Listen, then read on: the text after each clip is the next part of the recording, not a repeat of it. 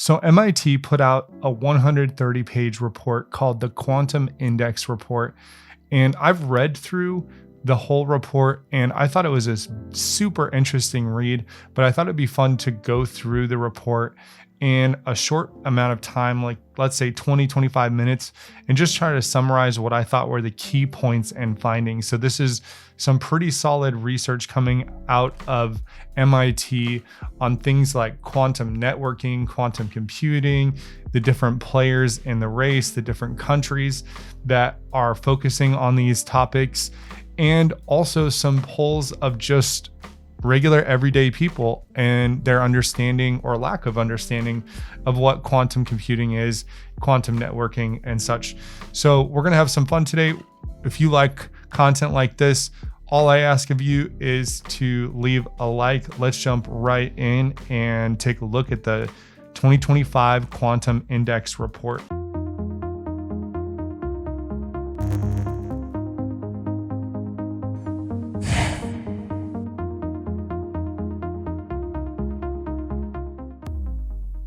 So quantum technologies are evolving from theoretical concepts into tangible technologies with commercial promise.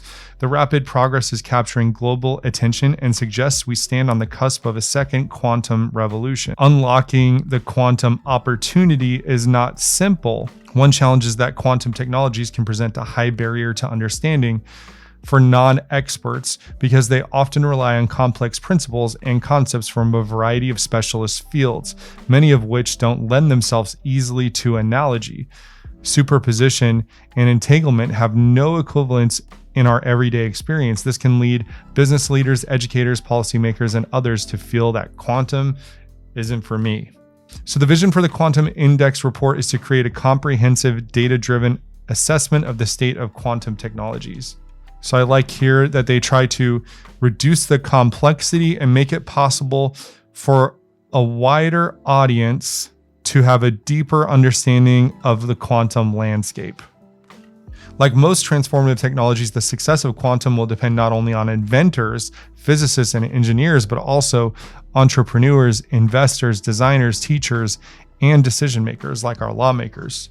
Okay, so this is broken down into 10 chapters. We have patents, academic research, venture funding, quantum and corporate communications, policy, workforce education, public opinion, quantum networking, and quantum processor benchmarking. I personally found the public opinion really interesting. I found quantum networking really interesting, workforce, and the academic research as well as I was reading through this. They do have Microsoft's chip, their most recent chip this year. So this is a pretty recent report, but it's not published yesterday. It's a couple months have gone by and there's a lot that's happening. While China produces more papers overall in quantum computing, American research tends to have greater impact and influence.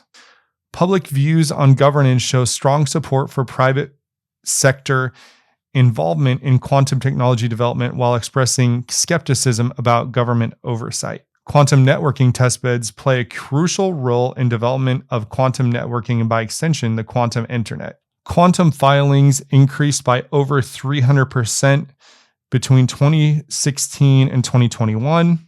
Total quantum technology patents grew fivefold from 2014 to 2024. The United States holds a leading position in quantum computing research output, particularly in terms of research quality. In contrast, China has established itself as the clear leader in quantum communications, aka quantum networking, with the United States following at a distance. The research quality metrics also reveals interesting insights. So they did a survey of 1,375 US residents in October of 2024, so right before Google Willow and the quantum explosion. And there are some distinct public perceptions about quantum computing and networking, showing a split between those with domain knowledge and those who remain unfamiliar. Public awareness tends to cluster at opposite ends of the spectrum, with either minimal exposure or significant understanding of quantum computing. So very polarized, whether their participants were either very knowledgeable or didn't know anything about quantum computing. This report talks about quantum networking in the emerging field and how China is very ahead on quantum networking. 24 manufacturers are commercially offering more than 40 quantum processing units today. The United States leads the field both in terms of the number and diversity of QPUs, followed by China. So their study was done, and then they published this report after a lot more news happened. So the news could have shaped public perception as well. So December 2024, we have Google Willow. Then we have the UN announced that the International Year of Quantum is 2025. February 2025, Microsoft announces Majorana 1. Amazon announces their chip. NVIDIA announces a plan to build a quantum computing research center. We've covered all of these this year. We saw the acceleration of the quantum benchmarking initiative, and IBM announcing its plans in April 2025 to invest more than $30 billion in R&D to enhance America's manufacturing of mainframe and quantum computers. So it looks like by patents, corporations and then universities dominate the landscape of quantum computing patents. Quantum technology patents seem to be dominated by China, with a steady uptick up to 7,000 patents in 2024, while the US only filed 2,000. QEDC research on patents states that the US Patent and Trademark Office has issued more quantum computing patents than any other country's office, and that the Chinese Patent Office has issued the most quantum communication patents. All right, Section 2, academic research. The US and China represent nearly half of all academic publications in quantum computing. The European Union accounts for 22% of the global output. India, Japan, and the UK produce a large volume of research, but significantly trail the two global leaders. By the published research between 2019 and 23, China and the US are very far ahead, and other countries are significantly behind. US quantum computing research quality is ranked highest in the world, significantly ahead of other countries. China ranks second with an H index of 61, followed by the UK with 46. So what they're calling their H index, they're essentially saying the US, while China may produce more research, the US has higher quality research that is more cited. The United States stands as the clear leader with an H index of 104, demonstrating exceptional research productivity and citation. The United States has the largest proportion of publications with 34%. China follows with the second highest proportion at 16%. If we're looking at citations only, the US is dominating as far as research in quantum. The United States demonstrates remarkable consistency across all three metrics, placed among leaders in total publications and in position in the H index. China publishes over 1/3 of all quantum communications research, whereas the United States follows as a distant second. So as far as quantum networking and quantum communication goes, China has a very clear advantage and lead. In quantum communications, China leads in terms of research quality with an H index of 51, ahead of the US, which takes place with 39. China has the most cited quantum communication publications. Despite the growth in recent years, quantum technology investment still represents only a tiny fraction of the total venture funding. So if we look here, and if we just want to quickly unpack this data, we can see that the blue represents quantum computers. So in the year 2024, most of the funding went towards the development of the quantum computer. The second most of that funding went towards software. And then the third most went towards the hardware components, which is this green here. This blue here indicates the US, and quantum technology is funded by landscape by the top 10 countries. And according to this, the US has the most technology funding. But we've heard otherwise, even at CES, that, and it did come up in this report, that there's $15 billion of investment in from China in quantum computing, quantum and corporate communications. So I thought this chart was really interesting, but this is basically an amalgamation of all of the documents in corporate communications that mention quantum computing specifically.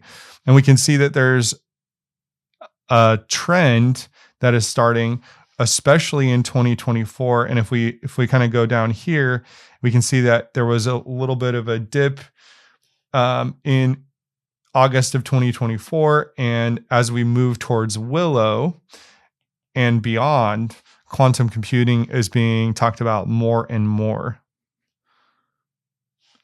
Pretty significant uptrend. The analysis of 58,000 company documents, not just a couple documents. So pretty insightful there.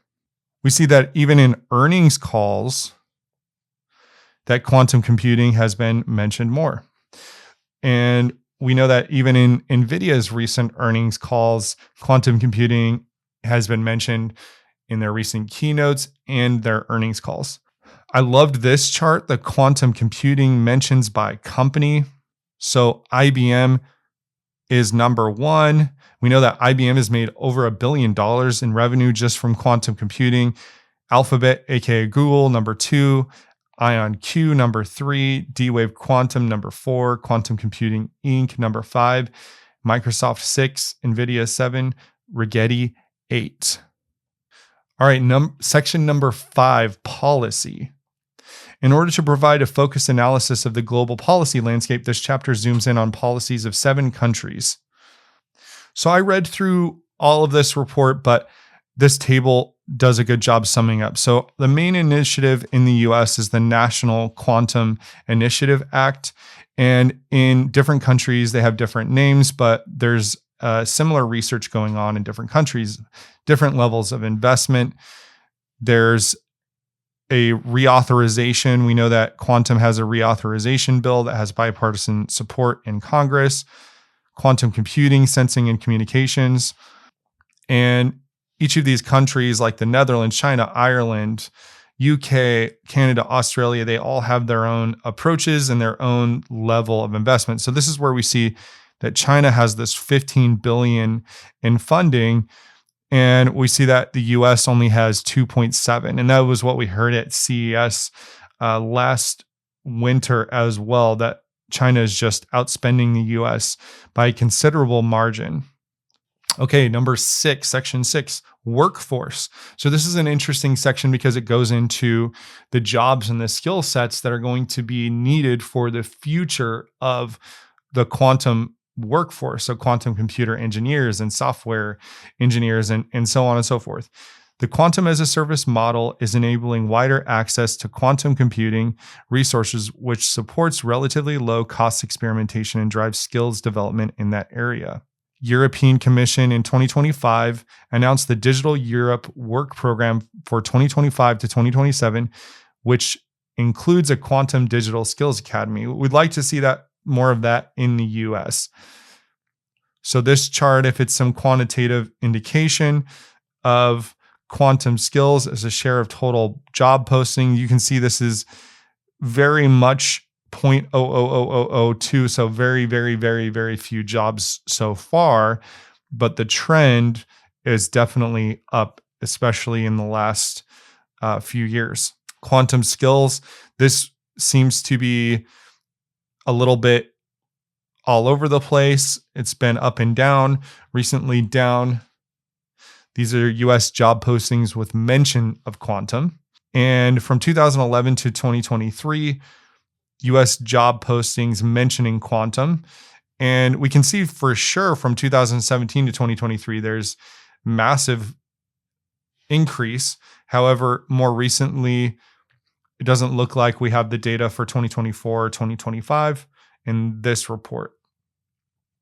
Okay, so now this section is education, and education looks at the creation of a mature quantum ecosystem, but not only the scientific breakthroughs, but unlocking commercial use cases and the cultivation of multidisciplinary workforces that are equipped to build, navigate, and govern this emerging space.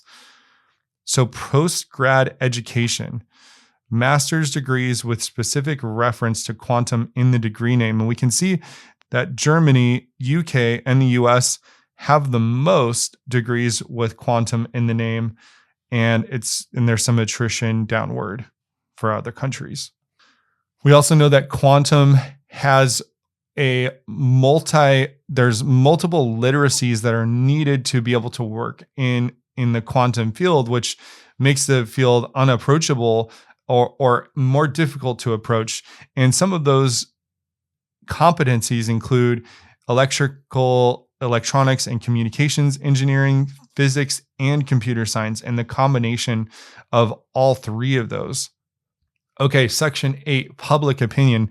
This gets really interesting for me because this is one of the reasons why I built this YouTube channel and why I built the quantumbull.com, because as soon as I started investing in quantum, I immediately recognized that the concepts that were being discussed by these companies, by the CEOs, by the employees of said companies were very difficult to understand, especially in a casual way. So what I wanted to do was try to help bridge that gap so that more people could become informed about what a quantum computer is and the many different types of quantum computing and how it could change or affect the world, businesses, enterprises, even in the near future. So quantum computing, when asked about the familiarity levels of quantum from the 1,300 people surveyed, 25% responded they were not at all familiar. And so this is where, if I take this pie chart and I kind of show you guys visually, this is a 66% are uncertain or completely unfamiliar with quantum, which isn't surprising at all. Our survey data indicates that quantum computing awareness tends to cluster at either end of the spectrum. Either people have had minimal exposure or have invested significant time in understanding the technology, and there's not really much in between. So emotional responses, let's take a look at that. Discovery of new materials. So people tend to lean excited about the discovery of new materials. Optimization, there seems to be some indifference or neither nervous or excited. So that would be the indifference. But most people are excited about optimization. There is a little bit more nervousness about data security and cryptography. Public acceptance of quantum computing may depend heavily on how its applications are framed and communicated, with practical applications like materials discovery receiving more universal enthusiasm compared to security-related applications that raise broader societal concerns. Quantum networking. So this one was also, if you look at it kind of this way, about 67% of people didn't have a firm grasp of what quantum networking is or how it could have possibly affect them or the businesses that they do business with. And most people respond not familiar, not at all familiar, or somewhat familiar. So then there was this question, quantum networking can be potentially used for different areas. To what extent do you feel nervous or excited? So people were fairly excited about more secure communication, scaling up quantum computers. They were neither nervous or excited. They were indifferent. So this shows mostly indifference.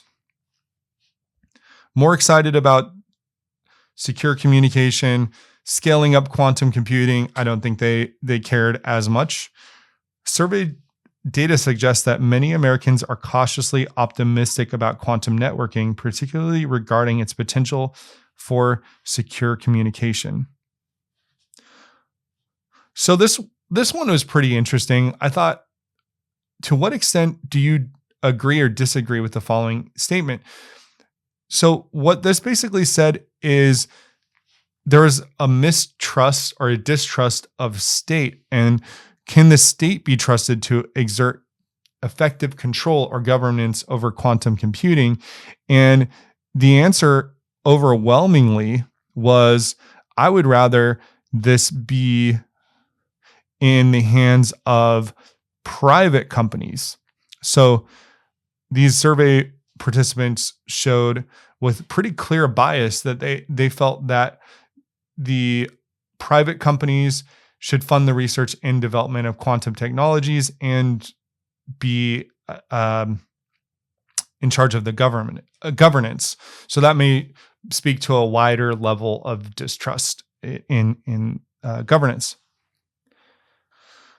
Okay, quantum networking. Quantum networking, number of quantum networking test beds. In the US, there's a couple test beds on the West Coast, and there's a bunch on the East Coast. There's quite a few through the greater European area. Quantum processor benchmarking. I found this section to be very interesting. So they look at the physical benchmarks, so the number of qubits and the fidelity of the qubit gates, the aggregated benchmarks, the quantum volume and logical qubits, and application level benchmarks. So qubit counts, fidelity, coherence, quantum volume, gate speed, all of these different approaches to quantum computing have different execution times and error correction. And there's all kinds of different data that we can take from that. So they talked about the different modalities of quantum computing. This is where I say, like, you don't necessarily have to pick one horse in the quantum race because no one really knows yet which of these are going to be the most successful. But there's quantum circuit, there's superconducting QPUs, there's trapped ion QPUs. And we just saw that IonQ and their acquisition of Oxford Ionics, they just made themselves the king of trapped ion quantum computing. Then there's photonic quantum processing units. There's neutral atom QPUs. There's electron spin QPUs and nitrogen vacancy. And then, of course, there's annealers. So a lot of us know about D-Wave in their annealing system. And there's the Majorana qubits from Microsoft. There's also logical qubits, which most quantum algorithms assume that a qubit is perfect, that it behaves perfectly throughout the operations. In reality, qubits are error-prone and short-lived, so we combine many physical qubits using quantum error correction techniques to form a more stable unit known as a logical qubit. And then there's quantum emulators. And quantum emulators, I found this very interesting. Existing classical supercomputers can emulate circuits to the power of 9 with approximately 50 logical qubits. And we saw that in this recent IBM video on my channel, that IBM is talking about this emulation of quantum computing as well. And once you pass this 50 logical qubit mark, a supercomputer can't really do it anymore. It can't really emulate what a quantum computer can do. So countries are in a strategic race to achieve high performance QPUs. The amount of commercially available QPUs globally is in the range of 40 QPUs from 24 manufacturers. Here's the QPUs by country and type. So the US is the main purveyor of trapped ion and superconducting QPUs with photonics and neutral atoms. China has 4 different superconducting quantum computers, and Finland has 4 as well. QPUs per modality. So superconducting takes the cake with 48%. Photonics, which was surprising to me, was 21%. Trapped ions, which is IonQ and Oxford Ionics, 14%.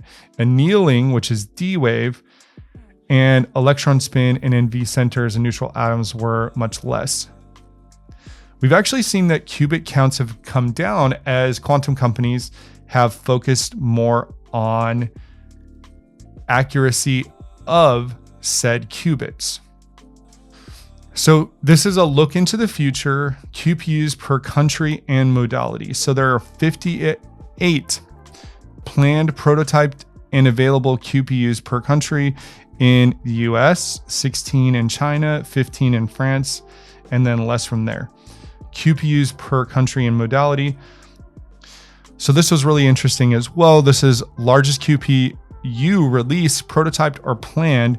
And we see that there are some pretty ambitious qubit counts in neutral atoms, in photonics, in superconducting. And these are represented by these lines. And these are also being indicated by 2029. So a lot of different ambitious qubit counts as we see this sector accelerate. So I want to thank MIT for pulling together this quantum index report for 2025. It's really helpful to see all the different types of quantum computers. It's very interesting to see the public perception of quantum and the different countries that are working on quantum computers and the different types of quantum networking, quantum computing, all of the different research and money that's being spent. This comprehensive report is super interesting. I'm going to leave a link in the description. If you made it this far and you like content like this, please consider leaving a like or a subscribe, and we'll see you in the next one.